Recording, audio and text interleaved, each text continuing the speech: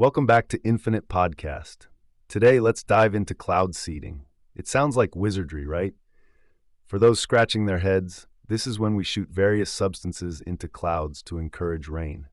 It's not just for kicks. Places use it to battle droughts or even ensure clear skies for big events. But here's the twist. Playing with Mother Nature can't be all rainbows and sunshine.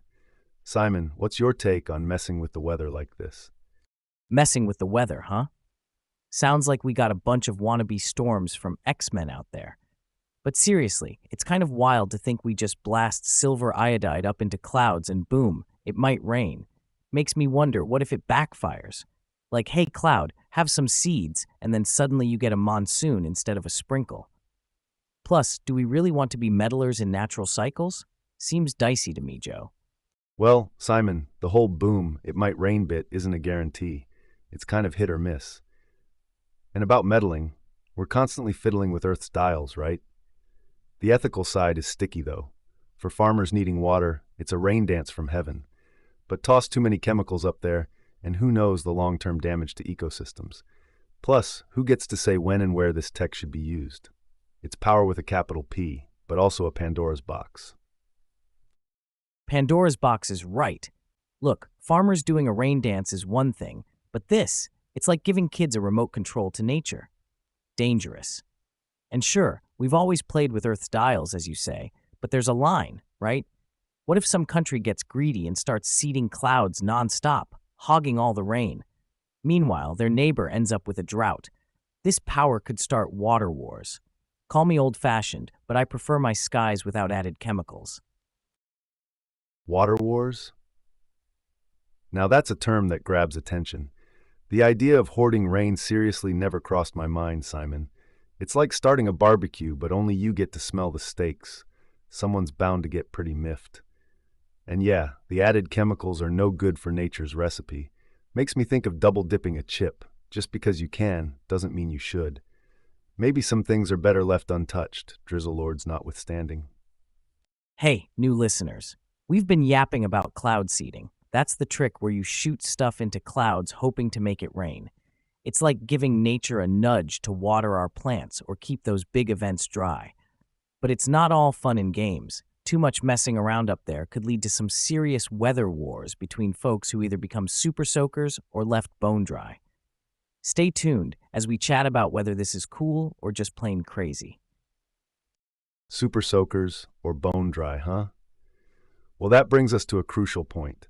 Just because we can do cloud seeding, should we even be doing it at all?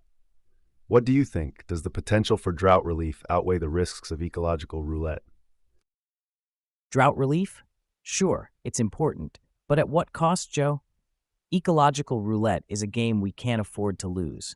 Remember, every action has a reaction. Basic science. When you mess with one part of the environment, there's a domino effect. Say hello to disrupted weather patterns and harmed wildlife. Would you pour sugar in your car's gas tank to make it run? Probably not. Same deal with cloud seeding. It might look sweet short term, but oh boy, does it risk clogging up the works long term. You're spot on about the reaction part, Simon. It's all about balance. When cloud seeding, we can't predict every outcome. Like, maybe it helps a parched crop today. Tomorrow, it could be flooding someone's basement. Plus, there's wildlife to consider. Animals and plants that depend on natural weather cycles. Throw off their rhythm, and you've got problems. We're in a complex dance with nature, and if we step on its toes too hard, there might be no encore. I'm just saying, Joe, cloud seeding feels like that Band-Aid fix rather than deep healing. We're facing serious water management issues, right? Now, think about the critters relying on Mother Nature's timing. Bees pollinating, birds migrating. They don't get a memo about our weather plans.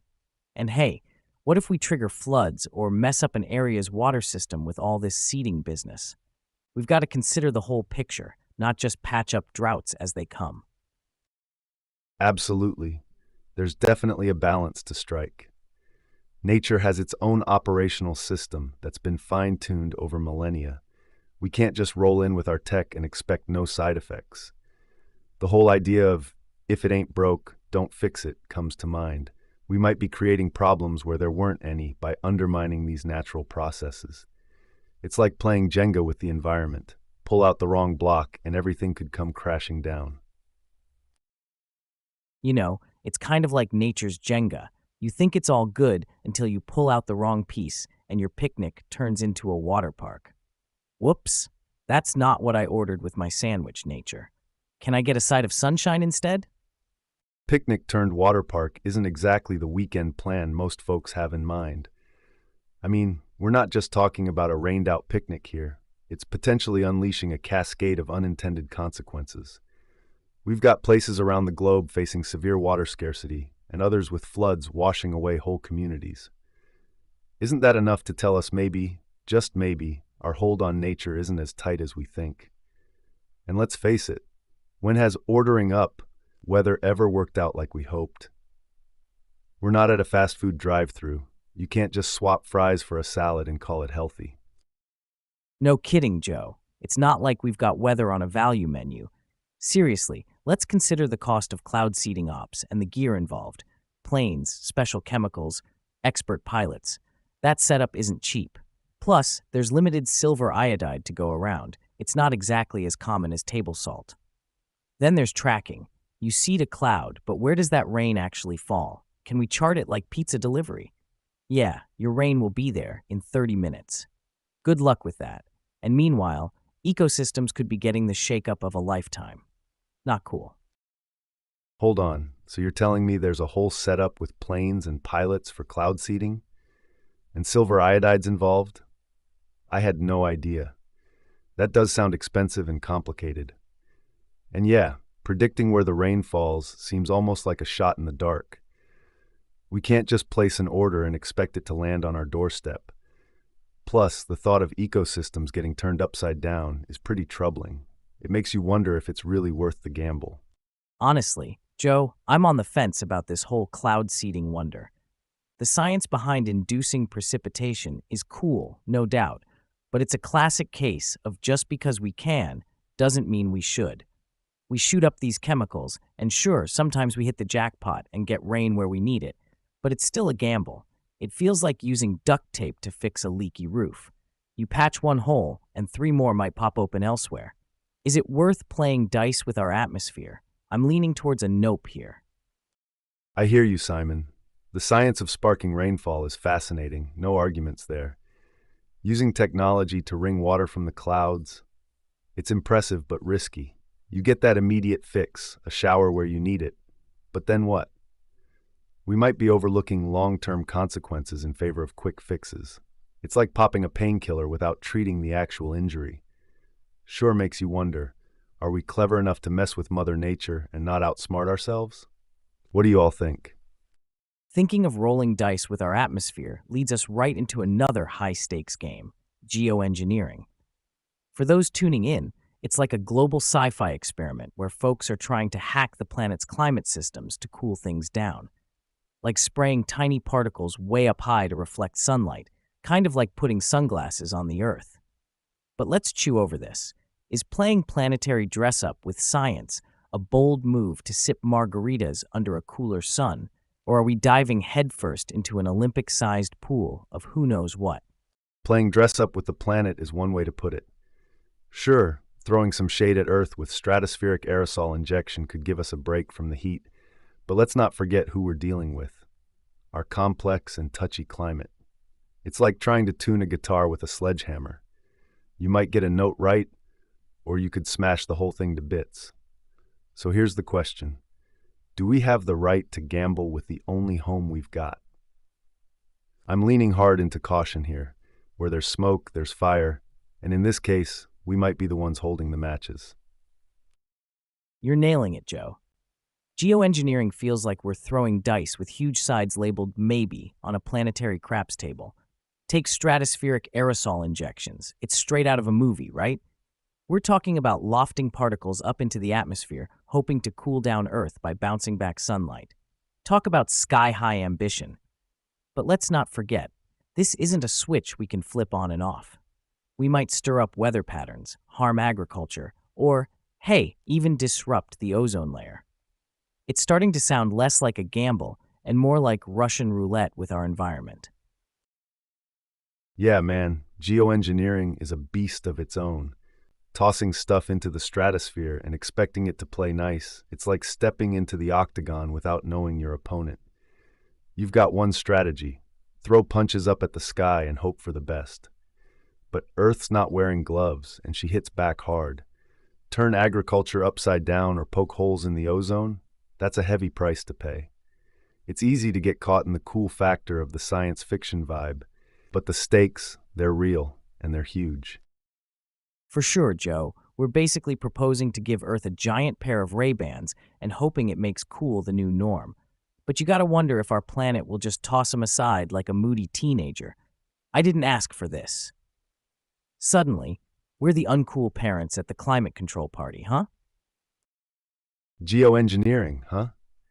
That's a wild concept. So throwing particles into the sky to bounce off sunlight as if we're giving Earth sunglasses? I've got to say, that sounds pretty out there. But every time we tinker with nature on this grand scale, it feels like we're stepping into unknown territory without a map. It's one thing to experiment in a controlled environment, another entirely to take those risks with our global climate. We're essentially betting on the unknown, and that unknown might just bite back. Yeah, this whole geoengineering gig is a heavyweight bout with Mama Nature. Like, who thought giving the Earth a giant sombrero of aerosols without understanding the full consequences was a knockout plan? Sure, on paper it's bold, audacious even, but in practice, it's like we're trying to cheat at poker against a player who has all the aces, Mother Earth. And let me tell you, she's got a wicked poker face and an even wilder deck. We might just end up folding our future if we're not careful with how we play our hand here. Couldn't agree more, Simon. The whole geoengineering plan is gutsy, I'll give it that. But let's face the music. We don't even have all the cards yet to gamble intelligently. It's like we're trying to perform an open-heart surgery with a Swiss Army knife. Intuitively, we feel like we've got the tools, but expertise, not so much. We risk creating new problems at the expense of solving existing ones. I'd hate to see us checkmate our own planet just because we were too eager to make a move without understanding the board. Does loading dice in our environmental crapshoot sound like a plan? To me, it spells caution in neon lights. Joe, this reminds me of a time I was fixing my old truck. The radiator was overheating, and rather than diagnosing the problem properly, I went for the quick fix. Just poured more coolant in. Well, guess what? Short term, it seemed genius, but long term, disaster. A week later, the engine was toast because I ignored a small leak. Just like with geoengineering, sometimes it's not about the quick patch-up job. It's about understanding the system deeply before doing something that could land you on the side of the road, or in our case, with a planet-sized meltdown. Oh man, that's rough. I totally get how that feels, seeing what you thought was a smart move unravel into a bigger mess. It's frustrating when you're just trying to keep things running. When it comes to hacking away at the planet with geoengineering, that story hits home. We could all be driving on that highway thinking we're clever, only to have the engine burst into smoke because of a minor leak we ignored. It genuinely worries me. We're fiddling with dials and knobs on Earth's dashboard without really knowing what they do. And the stakes? Everyone's ride is on the line, not just an old truck. That kind of oversight doesn't just make me concerned, it makes me downright nervous for our future. I'm with you. The stakes couldn't be higher. But let me toss this wrench into the gears. What if geoengineering is like putting training wheels on a bike? Helpful at first, but come on, we all know that moment the wheels come off and chaos ensues. Earth could take a massive skid we're not equipped to handle. I say this with my tongue practically stapling itself to my cheek, but imagine trying to explain that to Mother Nature. Hey, so, we thought your climate was struggling a bit, slapped on some training aids without asking, and oops, didn't plan for the skinned knees. Not exactly a smooth ride or a smart one at that. We might just be pedaling ourselves into a corner here. Haha, training wheels on Earth. That's an image. But your point is solid. If we go full speed with geoengineering as just a make-do stabilization, what happens when we've got no choice but to take those wheels off? Are we ready for that wobble and potential crash? And really, can we honestly prep for every skinned knee this planet could suffer? What do you all think? Would the gamble pay off, or are we setting ourselves up for a faceplant? Well, Joe, let's dive a bit deeper on those training wheels. Say we do start geoengineering. It's not just the initial wobbles we need to worry about. It's everything from who's steering the bike to if there's even a helmet handy, safety stuff. We're talking regulations, global agreements, who gets to decide when and how much to geoengineer. And what happens if one country goes rogue? You thought international politics were touchy before. Add this new power play. Plus, it's all untested in real-world, full-size Earth scenarios. This isn't a video game where you have multiple lives. We've got one planet, one shot to get it right, or deal with an oops are bad that tsunami waves across generations. The gamble might be more than money. It might cost us home base. Simon, you've nailed it. This isn't some global poker game. It's our shared backyard we're talking about gambling with. This geoengineering discussion, is it a venture into bold innovation or a reckless roll of the dice, opens a box so big it could fit every Pandora's ever. Who pulls the trigger on this thing is as critical as pulling it at all. And if someone does, and it goes sideways, no one's walking away without getting their hands dirty. Could this be an answer to rising temperatures, or are we just fanning the flames? Let's keep this talk going. Where is the line between bold and just plain dangerous? Joe, speaking of fanning flames and tech that messes with nature, let's pivot to something a bit more down to earth. Or should I say, up to the sky? Enter hail cannons. Yup, you heard that right. These are like the folkloric cousins of geoengineering, big ol' noise blasters farmers fire into the heavens hoping to shoo away hailstorms. They're betting on sound waves to keep their crops snug, not a particle or aerosol cloud in sight. This is straight out of the I can't believe it might work drawer. But for some folks, it's as real as it gets when clouds go dark and grumbly. Hail cannons, huh? I've got a chuckle at the image of farmers firing sound barrages like they're in a medieval war against Zeus. This is where folklore takes the wheel and science is left hitchhiking. Some people swear by these things, like chanting spells or doing a rain dance, except this time it's with thunderous booms. They truly believe that Johnny Cash's Big Bad John blasting from the cannon will scare off those icy sky marbles. But hey, spoiler alert, no scientific backing here. It's about as solid as throwing salt over your shoulder for good luck. Tell me, have you ever seen a storm cower in fear at the sound of a gunshot? Me neither. There's more myth here than a comic book convention. Okay, I get the skepticism around hail cannons, Joe, but let me play devil's advocate for a hot minute. These things have been booming away since the late 19th century, and some swear there's something to it. Look past the thunder, and there's this idea that sound waves might disrupt the formation of hailstones up in the clouds. No proven science there, true, but think about it. If belief in these noise blasters gives our farming friends even a slice of peace in storm season, plus, studies haven't conclusively disproved their effect, they've just found no solid evidence for it. Now, do I think they work? But can I dismiss the deep-seated trust many place in them because science hasn't given a definitive thumbs down? No way, Jose. Or should I say, Joe? Here's the lowdown on hail cannons. They date way back to the 1890s, riffing off this idea that a shockwave can disrupt the formation of hailstones in the atmosphere. So the cannon goes boom and kicks out this massive sonic punch into the sky. Farmers do love their crops, and if this could mean the difference between sweet success or a total freeze-out, I get why they'd reach for anything that promises protection. But let's dish out some facts here. Every time those skies rumble, it's not just thunder. It's a ballet of cold air, water droplets, and updrafts dancing around up there, a complex meteorological tango forming hail. Now the theory chimes in suggesting sound waves from our earthly thundersticks might break up this dance. Yet the science crowd, meteorologists, physicists, they've dug into this. And what's the scoop? They've found no real evidence that our acoustic artillery does squat against Mother Nature's ice machine. Despite this, belief in hail cannons persists, wrapped in layers of folklore like an agricultural myth burrito. It's part charm, part desperation, but when push comes to shove, nature hasn't handed us the reins quite yet. Boom goes the cannon and everyone ducks. Yet I bet those clouds are just rolling their eyes, dusting off the noise like it's a pesky fly. But doesn't stopping a storm with a kaboom sound like a supervillain's plan? Our farmers turned sorcerers' apprentices might not sway the weather wizards up high, but you've got to admire the show of force. Talk about thunderstruck optimism.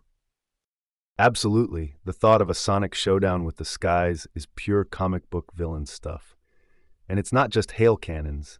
Humankind has a history of trying to outmuscle Mother Nature. From windmills designed to blow away fog to seeds that make clouds rain, we love the idea of a cheat code for the weather. But talking specifically about hail cannons, here's an extra tidbit. They may not actually influence the weather, but their use in agriculture represents something bigger, a ritual, a symbol of hope against the often devastating power of nature. It's the farmers saying, we're not just going to sit back and take whatever you throw at us. In that sense, while hail cannons might not physically squash storms, they do represent a human squaring up to the elements, fists raised, ready to rumble, even if it's with mythical thunder. Chuck in some rad mythical thunder, and suddenly the hail cannons got more street cred than a unicorn at a fantasy fest. But honestly, you ever wonder if there's an alternate universe where these things are legit stormbusters? Makes me wish we had a multiverse Yelp review for hail cannons. 5 stars, blasted away my storm like a champ. Or better yet, 1 star, cannon went boom, crop still doomed. You know, the thought of that alternate reality with storm-busting hail cannons lands us right on the doorstep of a very real and pressing topic: climate diplomacy. Imagine nations uniting to actually crack these climate codes. We're looking at groups and agreements that already exist, like the Paris Agreement, efforts where countries shake hands and say, hey, let's tackle this monster together. But what about when it gets personal, and someone decides to play weather god without asking their neighbors? That's like cranking your music to 11 without checking if it's cool with the folks next door. International collaboration sounds peachy, but throw in some tech that meddles with Mother Nature, and it's a whole new can of diplomatic worms. Climate diplomacy, the hot potato of our times. Sure, collaboration sounds cozy, everyone holding hands around the campfire, but not everyone's singing the same tune. Take weather mod tech. It's like giving a bunch of kids remote controls to one TV. You just know someone's going rogue with that power button. International agreements? Pretty as an untested parachute. And when a country unleashes their climate tricks solo, you better believe it's no longer about outsmarting the elements. It's about not getting outmaneuvered by your global neighbors. It's all for one, but is it really one for all? That's the million-dollar question. Here's a slice of life from my own backyard, Simon. I was part of this neighborhood association, just a tight-knit bunch looking out for our little corner of the world. We'd all agreed on certain rules to keep things running smoothly. You know, noise curfews, where to plant trees, that kind of jazz. It all went well until one neighbor, let's call him Dave, decided solo he'd install this monstrous wind turbine in his yard. Said it would benefit everyone with clean energy. But here's the rub. Dave didn't consult the rest of us. Did it cut electricity costs? Sure. But it also cast shadows everywhere and sounded like a freight train. The collective harmony we had, tossed out like old takeout. His unilateral decisions sparked more drama than an episode of reality TV. For me, that's climate diplomacy in a nutshell. It's not just about having good intentions or even beneficial outcomes. It's about mutual respect, transparent conversations, and trust. A real sense of community duty and sticking to the playbook we all agreed on, so nobody's left feeling like they're living under someone else's windmill. You catch my drift? Totally, Joe. It's like Dave installing an alien mothership in his backyard. Suddenly, it's not just about saving the planet, it's about saving face and avoiding a turf war with the Joneses. But scale that up to countries with their own windmills, and now it's less sitcom, more political thriller. Who gets to yank the world's thermostat without ticking off the global neighborhood? The plot thickens. Wait, countries are jockeying for control over the climate like it's a thermostat battle? That's quite the power play. I can just see it now. One nation cranks it up to tropical, another's dialing down for cool breeze. If we're not careful, it sounds like we're on track for a full-blown climate Cold War, all puns intended. But in all seriousness, pulling climate strings without a consensus, we've seen that kind of unilateral action stir up messes before. If environmental stewardship becomes a solo mission, what's stopping everyone from going maverick? We shouldn't forget that while borders might define countries, weather patterns surely don't care about your passport. International collaboration should be less about outsmarting the elements and more about ensuring there's still a planet to call home at the end of the day. Well, if countries start tweaking their own climates without a group chat, you won't need a forecast. You'll need a crystal ball. Next thing you know, they're playing rock, paper, scissors for rain showers or divvying up storm clouds like it's a yard sale. It's climate craziness with a side order of, oops, didn't mean to flood your crops. Let's hope we stick to the buddy system instead of going all-weather Wild West, right? Right, Simon, because leaving climate control to a free-for-all is like letting kids loose in a candy store. Chaos will ensue. And when countries eyeball their neighbors doing the rain dance without syncing up, it's not just crops on the line, it's geopolitics too. Let's flip this. Imagine if we treated the world's weather like international waters, with strict rules on what flies and what doesn't. But I propose this. What happens when climate intervention tech becomes cheap as chips? When any small nation can whip out their DIY climate kit? That's no buddy system. That's everyone for themselves. Do we really believe that collaboration alone can police the world's meteorological urges? Even with collaborative frameworks like the UN Convention on Climate Change already in place, they often read like weak tea, great on paper but hardly packing a punch in real-world squalls. So then what? Stronger enforcement? Tech embargoes? It's dicey terrain, Simon, full of what-ifs and potential policy potholes. And amid all this, we've got to keep one eye on the environment while the other watches those sneaky global chess moves. Even at our best, outsmarting the elements seems more pipe dream than policy roadmap. Honestly, Joe, this climate tug-of-war could spark a reality show called Extreme Makeover Planet Edition. Each episode, a country revamps their weather, and their neighbors vote on it. Winner gets bragging rights, loser gets an extra hurricane season. Plot twist, in this game, we might all lose. Ha! Now that's a reality TV pitch that would have networks scrambling, Simon. But steering from the reality show angle into something more rooted in actual reality, let's chew on this angle for a sec. Weather's got no respect for borders or bureaucracies. When you talk about Extreme Makeover Planet Edition, it's much like real-life scenarios where one nation's climate calibration could mean another's catastrophe. This whole idea of tweaking our atmosphere really hones in on shared skies and the cross-border impacts. Let's crack open a can of philosophical worms here. Do nations even have the right to claim the heavens as their own? History's dappled with tales of weather turning the tide in conflicts and pushing countries toward unexpected alliances. It's high time we question whether we're just tenants under these skies, acting like landlords. Countries claiming the sky is like me saying I own the moon because I wink at it every night. It's a tough sell. National interests packing heat against the capricious will of weather, that's as solid as soup. We've seen storms squash armies, check Napoleon's frostbite during his Russian vacation, and hurricanes nudge countries into each other's arms for aid. It suggests we're all in this together whether we like it or not. My take, the skies are no one's to own. Playing weather Tetris above your turf could drop blocks on the whole board. I like the way you think, but I'll throw a wrench into that harmonious picture. If ownership's off the table because of nature's whims, what about manipulation or influence? There's real technology out there, cloud seeding for instance, that's like flipping a switch in your own atmospheric backyard. Going historical, look at Project Storm Fury where the US tried to tame hurricanes. Bold? Absolutely. Successful? Not so much. But it clearly etched this notion. Tampering with weather isn't owning the skies, but it's definitely leaving fingerprints. So here's a pinch of cynicism for the pot. Countries will push boundaries.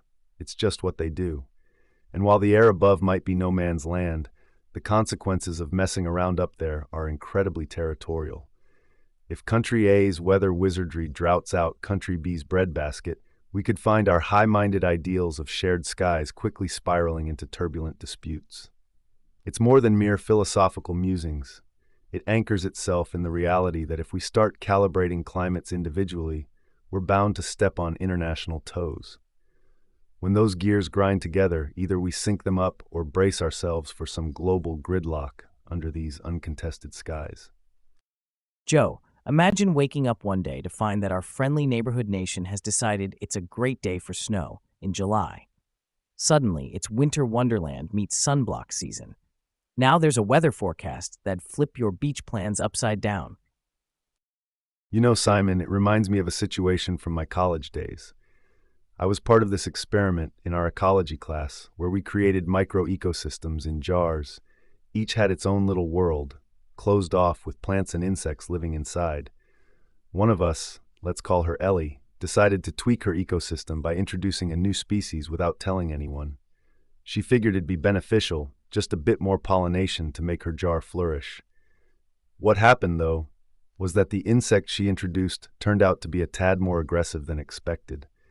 It didn't just pollinate, it dominated, throwing off the balance and basically hijacking the microclimate of neighboring ecosystems when some managed to escape. It was small scale, but it echoed bigger themes: how delicate the balance is, even in controlled environments, and how one person's decision can ripple beyond their own nation or jar, and mess up someone else's carefully calibrated world. We learned about unintended consequences and the importance of collaboration, because in the end, those ecosystems weren't isolated. Just like our countries under these shared skies, our actions overlap and interconnect. So, we went from biology class to a boogocalypse. Sounds like Ellie kicked off an insect turf war without even knowing. Makes you think, our planet's kinda like those jars on a shelf. Mess with one, and it's dominoes. Absolutely. Domino theory in living color. So Simon, when you think about scaling up from Ellie's jar to our blue marble of a planet, how do you see that playing out? Can we ever really contain the bugs, metaphorically speaking, in this interconnected world of ours? When you scale Ellie's oops to the globe, containment, that ship's sailed, or more like hit an iceberg. Picture this. One country's climate hack sprints past borders faster than gossip in a small town. There's no pause button on weather gone wild. We can sign documents and shake hands all day, but Mother Nature's not at the negotiation table. She's playing her own game, and trust me, she doesn't play nice with others. Hey newcomers, you've dived into the deep end of Infinite Podcast at just the right moment. We're unpacking a heavyweight topic with some flyweight banter: climate calibrations, an international dramedy where countries are like neighbors in an apartment complex, each fiddling with the thermostat and hoping not to freeze or boil the folks next door. We're digging into the complexities of how one nation's weather tampering can unleash a butterfly effect, turning local action into global reaction. From historical hiccups when armies met their match against Mother Nature, to future faux pas where July snow might not be a Hollywood special effect. So stick with us for a climate conversation that respects borders as much as clouds do, which is to say, not at all. It's all about that balance, or the search for it, in the lofty world above us, under these shared skies. So, I had this bizarre dream the other night, right? Picture this. I'm in my apartment and somehow the neighbors have their hands on my thermostat. 1 minute, my place is a sauna and I'm melting like a popsicle in Death Valley. The next, it's an igloo. I can see my breath and I'm considering taking up residence with polar bears. Now get this. As things flip-flop from hot to cold every 5 minutes, my fish tank goes haywire. My poor goldfish think they've hit warp speed through seasons. What gets me when I wake up, all clammy and confused, is that it wasn't just about uncomfortable PJs or stressed-out fish. It was something more. That silly dream kind of taps into what we're riffing on here. Each of us with our hand on a global thermostat might make sense in our own apartments, but it wreaks havoc in the whole building. Feels like there's a lesson somewhere in those thermostat wars, like comedy and tragedy sharing a stage, but instead of applause, you get climate chaos curtains closing in. Simon, that dream is prime material for an episode on its own: Sleep's Thermostat Wars. It paints a telling picture, doesn't it? Imagine every country as an apartment in this grand global building you dreamed up. Everyone's comfort comes with a price tag at someone else's expense. As we toggle our collective climate controls, let's ask, who really gets the final say when the weather affects us all? Maybe one day we'll find harmony in this planetary shared housing, or keep stumbling over each other's settings. What's your take, listeners? Are we all due for a building meeting to sync our environmental strategies? If weather forecasting was a game of poker, our satellites and tech play the hand. But sometimes, Mother Nature's still got an ace up her sleeve. True, we've upped our game with tech, but nature seems to hold an unpredictable royal flush. Now let's rewind. Take the historical shout-out from General Winter. Napoleon and Hitler both got caught out in the Russian cold. Even with all our satellites today, there are still those curveball weather events that encode uncertainty into military campaigns. But here's the flip side. We can't get cozy thinking our forecasts have us bulletproof. Sure, they shift power dynamics somewhat. Intel is key in conflicts. Still, no forecast nails it 100% of the time. Toss in climate change, shaking up patterns even more, and you've got a recipe for strategists sweating bullets over whether their operations might be drowned out by an unexpected storm or stifled by an unforeseen drought. It's like playing chess with a board that morphs mid-game. And this climatic chess? It pivots alliances quicker than ever before as countries face new weather-related threats together, or worse, lock horns over resources made scarce thanks to these shifts. So the forecasting tech, it's helpful but never foolproof, leaves you wondering who's really moving the pawns in this geo-weather war game. Forecasting's cool, but let's not kid ourselves thinking it's a crystal ball. It's more like playing darts blindfolded during an earthquake. You hit something, just might not be the bullseye. Historically, too, think of the Spanish Armada getting wrecked by a storm, or D-Day's success hinging on a weather break. Absolutely. Forecasts are more of an educated guess than a guarantee. The Spanish Armada and the D-Day scenarios really drive that home. Weather has always been this wild card in warfare, a strategist's headache and an army's unpredictable ally or foe. How do you think today's military commanders are preparing for Mother Nature's swing moods given past lessons learned? Or is it more about adapting on the fly when those forecasts miss the mark? Today's commanders are probably stocking up on antacids because they know all too well that weather forecasts come with no guarantees. They're like horoscopes with radars. Sure, tech's given us the tools for better prep, but adaptability is king. Gone are the days when generals could just cross fingers and toes, hoping their D-Day isn't a washout. Modern warfare's got drones and AI, yet commanders are still out there reading cloud patterns like tea leaves. Best laid plans can go south if Mother Nature goes off script. So it comes down to this. You can have the sleekest gear and top-shelf intel, but always keep an inflatable raft handy, because who knows when you'll need to paddle instead of march. Indeed, adaptability isn't just a one-off lesson, it's an ongoing strategy. Modern militaries pour funds into hardened equipment, resilient to extreme weather, specialized training for troops in harsh conditions, and contingency planning for environmental curveballs. What's critical now is climate change. It's rewriting the rulebook on predictability. Arctic melt opens new naval routes and requires fresh geostrategic thinking. Desert operations must account for even more intense heat waves. Flood-prone regions might derail logistics more often. So yes, AI and drones are game changers, but they're part of a larger chessboard where understanding and adjusting to Earth's climatic moods can mean the difference between strategic success and failure. So, it's 2040, and the newest recruit in the military is a weatherman armed with a Doppler radar and a windsock. He's dropped into the field, looks up at the sky, and says, "General, I predict a 50% chance of victory today, and a 100% chance of needing an umbrella." Haha, that's a picture. But let's tap the brakes on forecast-centric warfare for a sec. A deep dive into military history shows us it's not all about reading weather patterns. Consider the sheer tenacity and adaptability of soldiers, the human factor. Numbers, morale, tactical brilliance, elements like these have turned tides in ways no weatherman could predict. Moreover, equipping troops for variants, not just forecasts, might be key. We've seen modern operations in unpredictable climates where traditional forecasting takes a back seat to real-time, ground-level decision-making. There's a balance between tech reliance and boots-on-the-ground resourcefulness, ensuring that when the skies are unreadable, missions remain executable.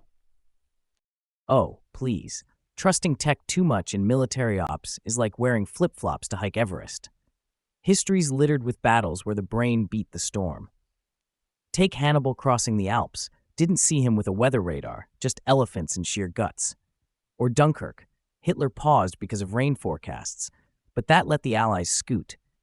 Nowadays, we're so glued to our screens for weather updates, we forget good old instincts and adaptability. If tomorrow's soldiers rely more on Siri's weather tips than their senses and smarts, we're all in for a treat, and not the good kind. It'll be less art of war and more art of where did I put my umbrella. Forget about Siri. Soldiers of the future will need to be more MacGyver than meteorologist. Consider that weather influences conflict terrains, but hasn't ever been the sole winning card. Hannibal didn't just beat snowflakes with elephants. He outmaneuvered Rome by understanding terrain and using surprise, principles as fundamental to Sun Tzu as predictive algorithms are to us now. Let's level here. Dunkirk's miracle isn't just a tale of paused panzers. It's also a story of human spirit, an improvised fleet snatching lives from the jaws of defeat. High-tech helps, but history agrees. Give me the gritty, quick-thinking grunt over the soldier glued to a gadget any day. It boils down to this. Weather tech can prep you for Mother Nature's mood swings, but when push comes to shove, victory in the field is often less about looking up at the skies and more about looking your adversary in the eye. The human spirit isn't just about guts and gumption. It's a fusion of resilience, creativity, and spur-of-the-moment genius. It's that unpredictable variable, the X factor in battle. Like take the Battle of the Bulge. Nazi Germany punched through in gnarly weather when Allied air support was grounded. Still, it was the GIs hunkering down in snow trenches, defying the odds without the birds in the sky, who turned the tide. Or look at Vietnam. The monsoons didn't read the script. Yet it was the Viet Cong's underground tunnels, their local knowledge, that gave them the edge, not some fancy forecast tech. So sure, being meteorologically savvy is ace, but history's loud and clear. Wars aren't won by thermometers alone. It's the heartbeat behind the trigger finger, adapting to conditions, however wild, that writes the victory song. Well said. Maybe the true art of war is weaving through nature's punches while throwing a few surprise jabs of our own. Speaking of weaving through nature's jabs, it's kind of a hoot when weather plays the prankster. Like this global game of telephone where what you hear about the forecast gets hilariously garbled by the time it reaches the other end. All right, here's one for you. A while back, I was attending this international conference, right? Big deal with reps from all over. Now, the event coordinator, bless her, had to ensure everything went off without a hitch, including the weather. She's based out of sunny California, so she casually mentions in a call, "Let's hope for Cali weather." The message bounces around representatives and delegates from various climates until it returns as, "California is ensuring perfect weather for us." People started speculating about some top-secret weather machine. The day arrives, overcast, drizzly, the exact opposite of the promised Cali sunshine. There I am watching confused officials looking puzzled, half expecting a giant fan to clear the clouds. Let's just say, the mix-up being that day's icebreaker, leaving everyone chuckling at our shared folly. Guess sometimes the forecast itself can be as unpredictable as the weather. Hey latecomers, just in time for a giggle, we're swapping tales about when weather forecasting turns into a comedy show. Picture this, an international meetup where everyone's expecting California's sun because of a passing comment and ends up with soggy socks instead. No high-tech wizardry could save the day. It was Mother Nature serving humble pie to everyone's expectations, leaving delegates to bond over the ultimate blunder. So pull up a seat, we're having laughs courtesy of some cloudy communication. Oh, the whole weather forecasting biz can be prime material for a stand-up act. Take this international outdoor art exhibit. It's hyped up to catch the midsummer sun, Organizers from different countries bet on bright skies. What do they get? A surprise visit from every cloud in the hemisphere. It's like the sky was throwing its own modern art show. Or that time when a state visit coincided with an expected meteor shower. The hosting country's media got wires crossed and had everyone thinking it was a literal downpour of rocks from the heavens. Dignitaries showed up with more security than an asteroid mission. Talk about lost in translation. The forecast's unpredictability is one thing, but the human habit of playing Chinese whispers with meteorology, often across language barriers no less, is where things really go sideways. It tells us, sure, respect the forecast, but maybe let's not plan our international events as if we control the weather gods, eh? Imagine the forecasters putting on a magic show. Unfortunately, their crystal ball is as reliable as a chocolate teapot. Maybe we need more sun dances and less tech reliance.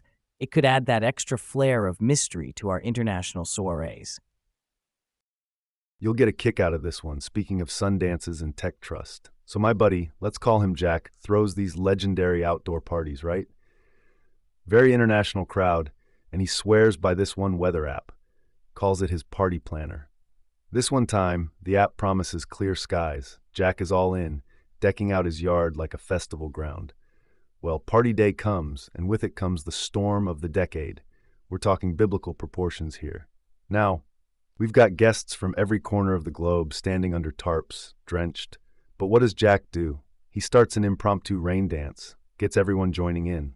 Picture it, soaked suits and cocktail dresses hopping around trying to shoo the rain away. In the end, nobody remembers the faulty forecast or Jack's drowned smartphone. It's the laughter, the unity of witnesses to his famous sun guarantee. So sometimes, maybe the magic isn't in dodging the weather gaff bullet, but in dancing through the downpour it brings. Well, let's flip the umbrella here. Trust in forecast apps isn't all comedy gold. They can be lifesavers for planning, especially when the stakes are more than just a soaked party. Accurate predictions mean saving crops, preparing for disasters, or rerouting flights to avoid turbulence. And those tales of confusion, they might tickle our funny bone, but they underline something bigger. The essential nature of clear communication, especially when translating weather lingo across cultures. Sure, we don't control the weather, yet with billion-dollar agribusinesses and global logistics depending on that storm warning or heat wave alert, maybe the real chuckle is how much faith we put in technology despite its quirks. It's less about slapstick and more about the tightrope walk between unpredictable skies and our need for predictable outcomes. You've got a point about the importance of forecasts, but let's not kid ourselves. Those million-dollar systems have been bested by local farmers staring at the sky and muttering, "Yep, it'll rain at 5." Take agribusinesses. They're sporting satellite imagery and moisture sensors. Sure, they can save a crop. But still, you hear about Farmer Joe who plants based on the woolly caterpillar's stripes or how high the hornet's nests are, and bingo, he's the one grinning come harvest time. And airlines? Pilots used to navigate storms with little more than guts and gauges. Now they've got all the radar and gizmos. However, some tense moments happen when gut instinct plays savior over glitchy weather apps. I'm not papering over tech benefits, predicting that tsunami or hurricane is golden. Yet, should there be an award show for forecasting fails, boy, the blunders in precise prediction would swipe all nominations. Instincts honed through ages sometimes trump digital prophet 2.0. The forecast faux pas only humorously high-five this truth. Isn't it wild how we've got more computing power in our pockets than the whole Apollo space program, but we're still looking to animal behavior and old proverbs to predict whether we should grab an umbrella or sunscreen? Talking about trusting in animal instincts and folksy sayings, it puts a spotlight on our relationship with nature. This tango extends beyond our daily weather frustrations into something that shapes future generations: climate agreements. Think about it. These accords thrust us into a dance where every step counts, not just for us, but for our kids, grandkids, and so on. Now let's shimmy over to the fine print of these climate deals. They might seem like distant politics, but their rhythms guide everything from global markets to your backyard garden. Whoa, hold up. You're saying these high-flying climate accords impact my little garden? And here I was, worried about Japanese beetles. Looks like it's not just the insects we should be watching, but those agreements our leaders are signing. That's a whole other can of worms. Open up that Pandora's box, and suddenly buying locally or recycling isn't just about being green, it's casting votes on the world stage. Town Hall suddenly feels a smidge more like the United Nations. Absolutely. Every compost heap and community garden is a tiny piece of a global puzzle. Think about the Paris Agreement, an international treaty representing nearly every nation's promise to cut down greenhouse gas emissions. It's a pact that could reshape industries worldwide, potentially sparking green innovation and renewable energy investments. But let's not forget, these treaties are more than just signatures and handshakes at summits. They ripple out to affect local regulations, which can influence market prices, sure, but also your home energy costs or public transport options. Subnational actors like cities and states are stepping up too. They're creating climate action plans that align with these big accords. Suddenly, your city mayor's initiatives on bike-sharing programs or a ban on certain plastics have roots in those global agreements. And guess what? It's not only governments. Businesses adapt by going carbon neutral or zero waste because consumers demand it, tying back to global sustainability goals. So yeah, next time you're gardening or sipping from a paper straw, remember, you're part of a globally connected dance, and every little move makes a difference. All right, sure, these international treaties are like globe-trotting superheroes in a paper-strewn world. They create buzz, get folks excited about greening up the place. But here's the rub. I'm planting tomato seeds while Big Cheese CEO is out there thumbing his nose at emissions targets without a slap on the wrist. Industries need to put their money where their smokestacks are, lead the cha-cha-cha for change. It ain't all roses and rainbows with these agreements. When they say global market shift, what I hear is, watch your wallet. Because somehow it's Joe Public getting nudged into paying premium for green goods while big players often do the least and profit the most. What's the game plan for the average Joe? Sure, pick the paper straw, but let's crank up the volume and demand accountability from the top brass too. Next time a suit pledges to plant a forest, we should be asking, great, but who's footing the bill for this woodland wonderland? Is it us in sneaky fees? So yeah, join the dance by all means. But keep one eye open. We need power moves, not just in our backyards, but in those boardrooms too. We need power moves in our backyards and in boardrooms. But what about the underground rebellions? There are hackers out there targeting polluters, rogue gardeners reclaiming urban spaces. Makes you wonder if the real climate action is happening off the grid. Oh, for sure. Forget cloak and dagger. It's cloak and trowel now. These eco-warriors are turning the compost revolution into a stealth mission. I'll let you in on a little story. My neighbor, back when I lived in this community-focused town, started what he called the Midnight Gardener Project. It began with him planting flower beds in neglected public spaces under the cloak of night. I stumbled upon him one evening, mud on his boots, a wildflower seed mix in hand, and a grin wide enough to shame the Cheshire Cat. He shared a vision. It wasn't just about beautifying the town. It was his silent protest against the void left by broken promises from those big meetings where leaders talk eco-action but walk in oil slicks. His covert operation turned into a local movement, inspiring folks, young and old, to take ownership of their environmental impact. That's when it hit me.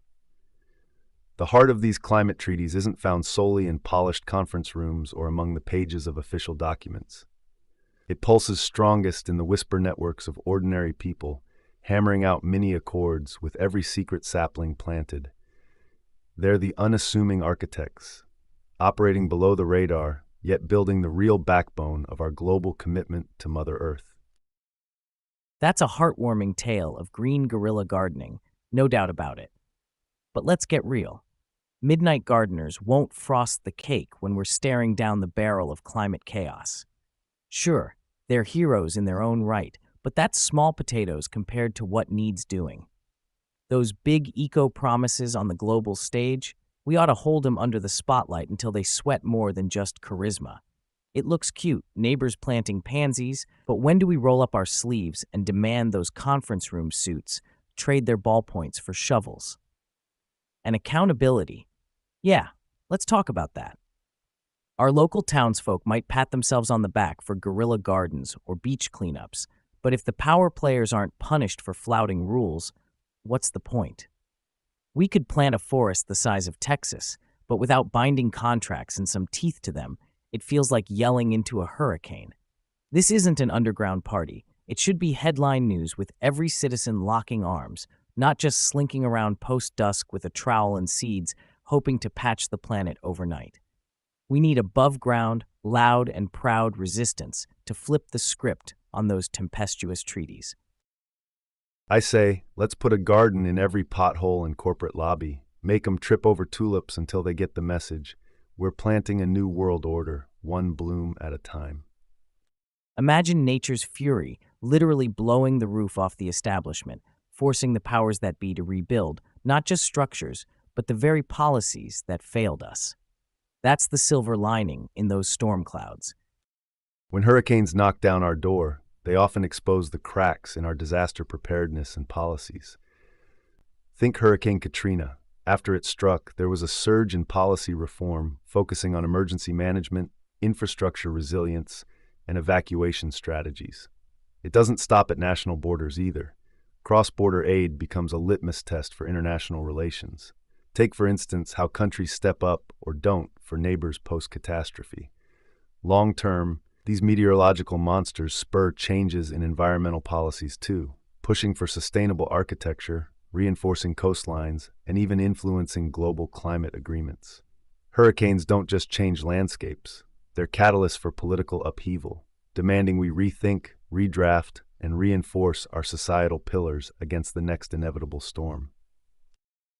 Man, hurricanes are like nature's rowdy house guests, ain't they? They burst in uninvited, flip the furniture, break stuff, then leave. And after they're gone, we gotta sit down all serious-like and ask, so, new windows or what? Precisely, they force us to confront our readiness with a reality check that's often brutal. Historical hits like Hurricane Sandy made officials reconsider building codes and fortress-like protections against the sea's wrath. Large-scale destruction led to large-scale thinking, like New York's Rebuild by Design initiative. It's post-storm politics. Leaders are spurred to stitch up safety nets tighter and talk serious numbers on infrastructure spendings. Collectively, these political cyclones not only reframed policies, but have also reshaped cities, sometimes turning what was destruction into a chance for innovation and growth, underlining a stark message: adapt or be swept away. Yeah, but let's not break out the victory banners just yet. These are the same folks who were supposed to safeguard our towns from hurricane havoc in the first place. Post-storm innovation sounds grand until you remember the stack of ignored warnings taller than a tidal wave. And honestly, rebuild by design, that's like slapping a fancy sticker on a leaky bucket and calling it revolutionary. What we need isn't just shinier cities, it's leadership willing to do the dirty work before disaster hits. No more Band-Aid solutions or photo-op groundbreakings post-catastrophe. How about pumping cash into weather forecasting systems? Or maybe, just maybe, not chopping down every tree that can buffer us against storm surges. These political cyclones should be transforming policies for decades, not just until the next news cycle spins up something juicier. They're a wake-up call, all right? Question is, who's actually listening? I read a headline once that said, "Hurricane forces local politicians to switch from dodgeball to dodge the issue." Honestly, if spinning hot air fixed policy problems, those hurricanes might just put all the politicians out of their jobs. Man, hurricanes making politicians dodge issues? That's like watching a crocodile in a suit trying to escape a sunbed, awkward and kinda sweaty. Seems like these storms are the only time we see some officials running faster than when there's free cake in the break room. Absolutely. When disaster strikes, there's a political storm brewing right behind it. Wild to think that something as chaotic as a hurricane can lead to genuine policy reform if the pressure's high enough. It's like the winds of change come barreling through those policy papers, and suddenly everyone's scrambling to patch up what should have been fixed way before the sky turned gray. These are events that don't just bend branches, they bend political wills. I mean, from revamped emergency responses to infrastructural overhauls, every major hurricane seems to leave a footprint not just on the land, but on legislation too. You've got governments reevaluating building codes, redirecting funds, and even changing how aid is delivered, both locally and internationally. But the real kicker? It usually takes a clamor loud enough to be heard over the gale forces to clear the bureaucratic fog. Talk about nature tossing lawmakers a hot potato and watching them juggle. Let's just hope the lessons stick for longer than the news coverage. Right? Oh, lessons sticking longer than news coverage? Good one. Politicians treating these storms like pop quizzes. They cram last minute, hope to scrape by, then poof. All that learning vanishes faster than free donuts at a meeting. For every politician turned suddenly green post-storm, there's a dusty disaster plan on a shelf that hasn't seen daylight since bell-bottoms were cool. So what do they really learn? Not enough about preventive action, if you ask me. We should be laser-focused pre-storm. Think stronger levees, weather-resistant power grids, communities trained in survival smarts, not just feel-good rebuilds laced with red tape and ribbon cuttings. Because when the next wind howl fest rolls in, no amount of political spin will keep the roof nailed down. Speaking of hurricane season, I heard a joke. Why did the politician start dating a hurricane? Because he wanted to be involved in a whirlwind romance that looked great in headlines, but didn't require any real commitment or forethought. So, these hurricanes are wreaking havoc and forcing changes. But do you think, despite the chaos, they're somehow dragging these slow-to-act politicians into making those crucial decisions a bit quicker? Well, that's a stretch. Quicker? More like tripping over themselves when the winds start howling. It's reactive policymaking 101. Public attention skyrockets, media fixates, and voila, the bureaucratic machine gets a temporary turbo boost. But once the sky's clear, it's back to business as usual. Hurry up and wait for the next big blow. If these political cyclones really sped up competent decision-making, we'd have foolproof cities on stilts and energy grids laughing in the face of power outages. What we see instead is hazard tape band-aids, quick fixes until the mojo fades. Hurricanes should be less about dragging feet across the floor, more about sprinting ahead with long-term solutions. Sure, they force a hustle, but fast doesn't always mean forward thinking.